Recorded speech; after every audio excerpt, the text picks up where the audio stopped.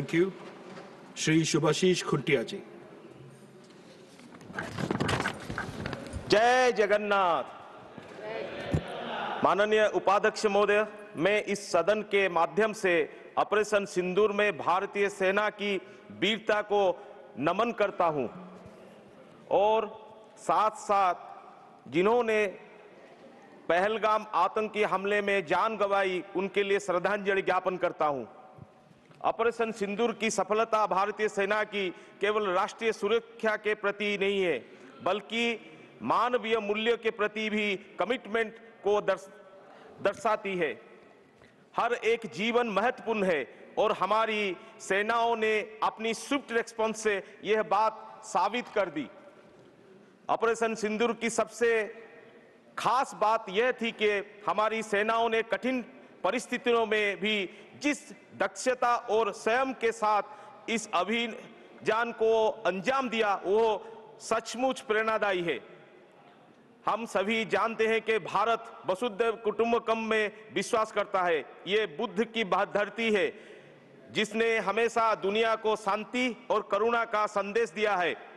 लेकिन हमें यह भी नहीं भूलना चाहिए कि जब देश की और नागरिकों की सुरक्षा या राष्ट्रीय स्वाभिमान पर आंच आती है, तो भारत शांति के साथ साथ शक्ति का भी परिचय देना जानता है।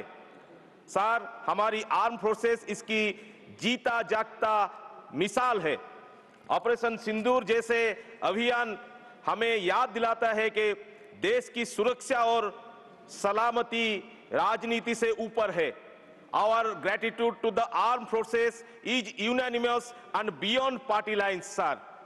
उड़ीसा में हमने हमेशा अपनी आर्म फोर्सेस की सर्वोच्च सम्मान दिया है, चाहे वो नेचुरल डिजास्टर हो या मिलिट्री ऑपरेशन। सर, हम डिसिप्लिन और कंपैशन के साथ कार्य करने का महत्व भली भांति समझते हैं। ऑपरेशन सिंदूर के दौरान दिखाई गई बहादुरी न केवल किसी एक क्षेत्र या पार्टी का गर्व है, बल्कि हर भारतीय के लिए गर्व का विषय है। ऑपरेशन सिंदूर ने यह स्पष्ट कर दिया कि आज का युद्ध टेक्नोलॉजिकल सुपरियोरिटी का है। इस मिशन में drone technology, artificial intelligence, real time intelligence और सिक्योर कम्युनिकेशन सिस्टम ने निर्णायक भूमिका निभाया। नेक्स्ट जनरेशन वारफेयर की चुनौती को देखते हुए हमारी सेनाओं को हर स्तर पर टेक्नोलॉजिकली एम्पावरमेंट करने की दिशा में ठोस कदम उठाया जाए। सर, माननीय उपाध्यक्ष महोदय, इस घटना से हमें देश के अन्य पर्यटन स्थलों की सुरक्षा पर भी ध्यान देना होगा, विशेषकर पूर्व भारत और उड़ीसा की। ओडिशा न केवल सांस्कृतिक दृष्टि से बल्कि रणनीति की दृष्टि से भी अत्यंत महत्वपूर्ण है। पुरी का श्री जगन्नाथ धाम, जहां हर वर्ष लाखों डिवोटीज आते हैं, सिर्फ धार्मिक स्थल नहीं बल्कि एक राष्ट्रीय प्रतीक और संवेदनशील सुरक्षा क्षेत्र भी है, जिसे जनरली इग्नोर कर दिया जाता है। सर, ओडिशा के बालेश्वर से गंजाम तक की लंबी समुद्री सीमा पूर्व भारत की फर्स्ट लाइन ऑफ डिफेंस है। सर, बे ऑफ बंगाल में चीन की बढ़ती गतिविधियों उड़ीसा को एक सुरक्षा बम्फर जोन बनाती है।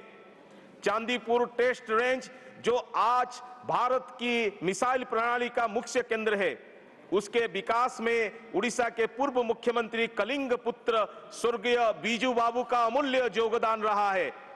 सर, उनका जीवन हमें यह सिखाता है कि सशक्त भारत के लिए सशक्त सेना और वैज्ञानिक सोच दोनों अनिवार्य है। सर, उनकी विजन को आगे बढ़ाते हुए आज जरूरत है कि हम 4 भाटिया एयर बेस को सशक्त करें और उड़ीसा में एक नौसेना कमान की स्थापना करनी होगी, ताकि उड़ीसा को पूर्व भारत के एक मजबूत सैन्य शक्ति केंद्र के रूप में विकसित किया जा सके। सर, अंत में मैं भारतीय सेना को फिर से सलाम करता हूं, लेकिन साथ ही मैं शासन तंत्र से भी यह अपेक्षा करता हूं कि वह हर तरह की स्थिति से निपटने के लिए पूरी तैयार रहे।